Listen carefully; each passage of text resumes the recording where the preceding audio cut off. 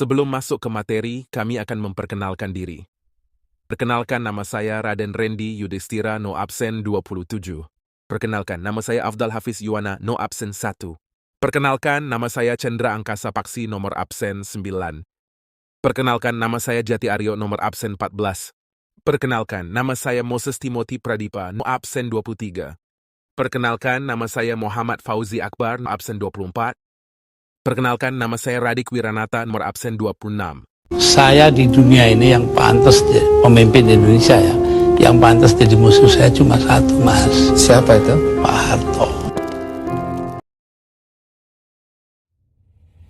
Kalau ngomongin Presiden Indonesia yang santai tapi pengaruhnya besar, kalian pasti kepikiran satu nama. Yap, Gus Dur.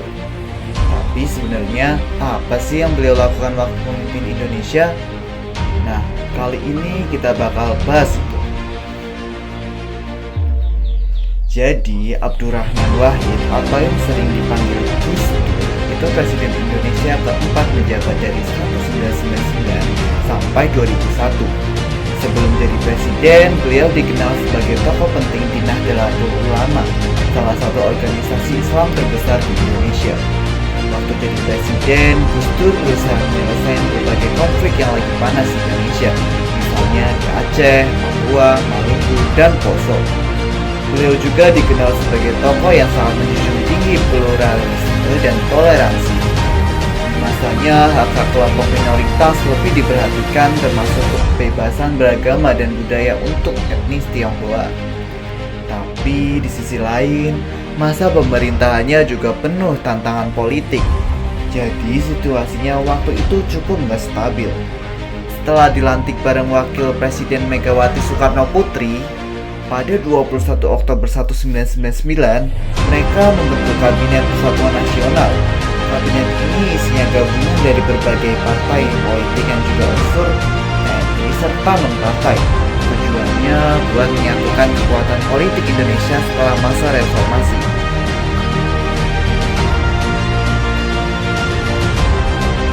Kebijakan politik. Kebijakan politik pemerintahan. Pemerintahan Gus Dur mengeluarkan beberapa kebijakan penting. Pertama, pembubaran Departemen Penerangan karena penerangan Orde Baru digunakan untuk mengontrol pers dan bertujuan menjamin kebebasan pers. Kedua, pembubaran Departemen Sosial karena dianggap banyak terjadi penyimpangan bantuan sosial. Ketiga, upaya mencabut larangan terhadap komunisme karena menimbulkan reaksi keras dari masyarakat. Kebijakan-kebijakan ini membuat pemerintah sering mendapat kritik. Kebijakan ekonomi. Kebijakan ekonomi. Gus Dur mewarisi kondisi ekonomi yang mulai membaik dari masa sebelumnya dan berupaya mempercepat pemulihan. Langkah utamanya yaitu membentuk Dewan Ekonomi Nasional (DEN) dan tugasnya memecahkan masalah ekonomi serta memberi rekomendasi kebijakan. Lalu susunan pimpinannya yaitu diketuai oleh Emil Salim, lalu wakilnya Subiakto Cakrawerdaja, dan sekretarisnya Sri Mulyani Indrawati. Tujuan utama kebijakan ekonomi adalah mengatasi krisis moneter serta mempercepat pemulihan ekonomi nasional. Kebijakan sosial budaya. Afdal Hafiz. Kebijakan sosial budaya atau pluralisme. Gus Dur dikenal sebagai tokoh pluralisme dan toleransi. Kebijakan penting. Yang pertama, pemulihan hak sipil mengenai Konghucu dan etnis Tionghoa. Mereka kembali bebas menjalankan agama dan budaya. Yang kedua, pengakuan agama Konghucu sebagai agama resmi. Yang ketiga, penetapan bulan Ramadan sebagai hari besar nasional. Dampaknya, kebebasan beragama meningkat dan keragaman budaya diakui negara. Akhir pemerintahan Gus Dur. Apa? Memburuknya hubungan Presiden dan DPR. Ujungnya akhir pemerintahan terjadi ketegangan antara Presiden dan DPR karena pertama, banyak kebijakan kontroversial. Kedua, DPR sering mengkritik Presiden. Sebuah pentingnya yaitu DPR mengeluarkan nota peringatan, lalu terjadinya demonstrasi pendukung Presiden, lalu Presiden mengusulkan pembubaran DPR. Presiden meminta Susilo Bambang Yudhoyono atau yang bisa kita sebut SBY saat menjabat Menko Polsukam menyatakan keadaan darurat tetapi ditolak. Udist. Sidang Istimewa MPR dan Maklumat Presiden. Ketua MPR Amin Rais menetapkan sidang istimewa pada 23 Juli 2001. Presiden mengeluarkan maklumat presiden berisi pembubaran MPR atau DPR, percepatan pemilu dalam 1 tahun, pembekuan Partai Golkar. Maklumat tidak mendapat dukungan TNI dan juga masyarakat. Kebijakan positif negatif. Sendra. Hasil sidang istimewa, Presiden Abdurrahman Wahid diberhentikan. Digantikan Megawati Soekarno Putri. Dampak positif kebijakan. Yang pertama, kebebasan pers semakin terbuka. Yang kedua, hak minoritas dan toleransi agama meningkat. Yang ketiga, pengakuan budaya Tionghoa memperkuat pluralisme. Yang keempat, upaya reformasi lembaga pemerintah. Dan terakhir, langkah pemulihan ekonomi melalui DEN. Dampak negatif kebijakan, yang pertama ada konflik politik dengan DPR semakin tajam. Yang kedua, kebijakan kontroversial menimbulkan penolakan. Yang ketiga, stabilitas pemerintahan terganggu. Keempat, hubungan presiden dengan elit politik memburuk. Dan yang terakhir, maklumat presiden dianggap melambat.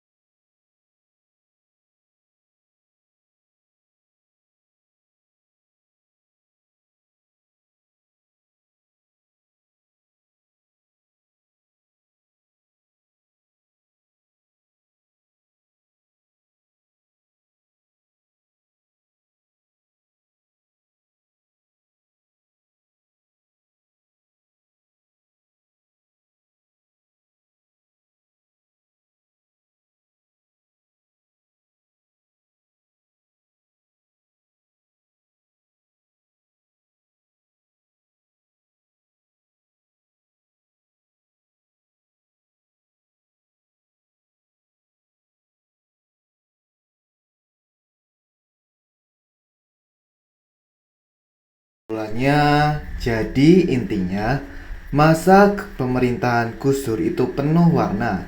Banyak gebrakan berani buat kebebasan pers, hak minoritas, dan toleransi.